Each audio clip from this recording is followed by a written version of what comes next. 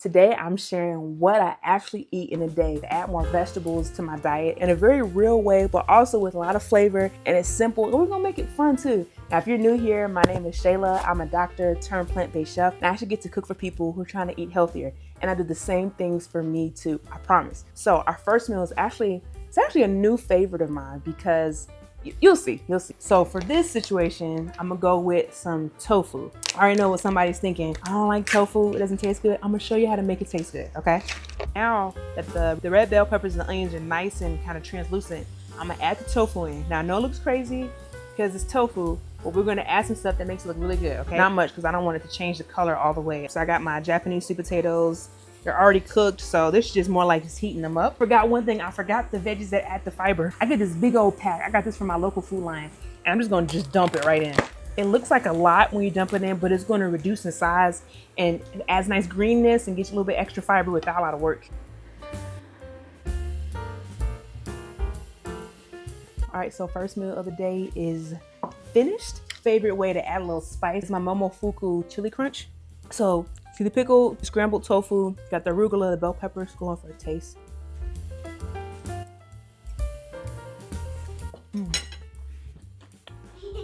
It's hot because I didn't wait.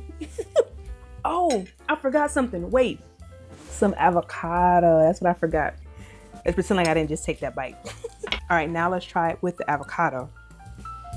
Yeah, the creaminess of the avocado is so needed, particularly with the pickled red onion and the spiciness of the tofu. Super good, and it's a little bit sweet because of the Japanese sweet potatoes. All right, I'm gonna eat the rest of this. I will see you at the next meal.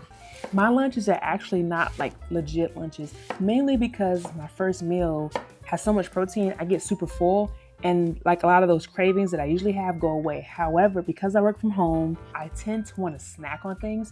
So really my second meal is like more like it's like a light snack. So there it is, sliced up, got a little bit of peanut butter there.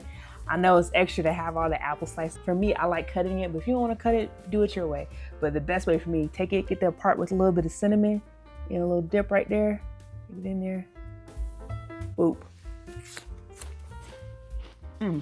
Honey Crisp or Pink Lady, that's the way to go because it has more of a crunch for me, because I have a big sweet tooth.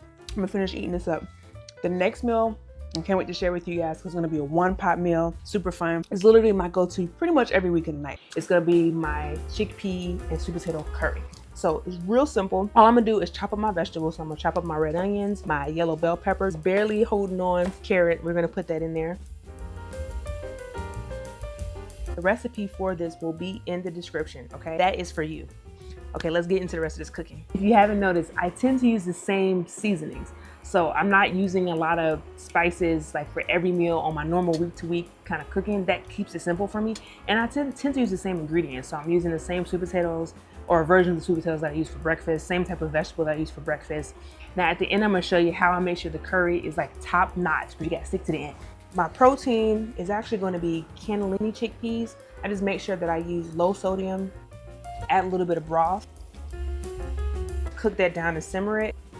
Finish it off with a can of unsweetened coconut milk.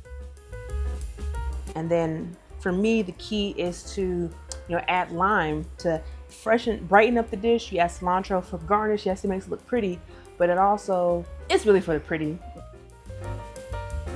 It's very filling. It's going to taste better the next day. So if you can wait the next day because all those flavors come together and it's amazing. But if you can't wait, it's gonna taste good today too. I had to get closer so you can really see how beautiful this looks. All right, let's taste it. Enough yapping. Man, that's really good. That's for real. The sweet potatoes are so soft, like the spoon cuts through the sweet potatoes, but not mushy. I actually prefer the cannellini beans. Usually I do chickpeas, but the cannellini beans are way creamier. And the rice, it makes it creamy too. Okay, so I gotta be honest. I know some of you probably thinking, is that really all you eat?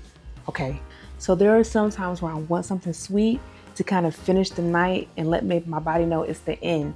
This is for all my sweet tooth women out there and men if there's some watching. So the key thing We're gonna make some tea, but it's not gonna be regular tea, I promise. So just like any other tea, right? I'm gonna boil 1 cup of water, but the key is then to keep it creamier, I'm gonna add in some soy milk to add a little bit of a splash, add that creaminess. I'm gonna add in this tea. This is actually lavender tea, but it has a blue butterfly pea flower, which makes the tea more like a bluish purple, which is super pretty. So I make sure I pour it in a really pretty glass teacup or glass mug, whatever you have, just because, you know, we eat with our eyes too, even at nighttime. It almost matches my jacket. Look at that. Isn't that so pretty? It's hot. All right, so the tea has cooled down significantly. Now I can really drink it without burning myself. It's like a warm hug. It reminds me of when I used to go to my grandma's house and she would make tea on the stove. This is exactly what I needed to end the day. If you want more inspiration for grocery shopping, click this video right here and I'll see you in the next video. Bye guys.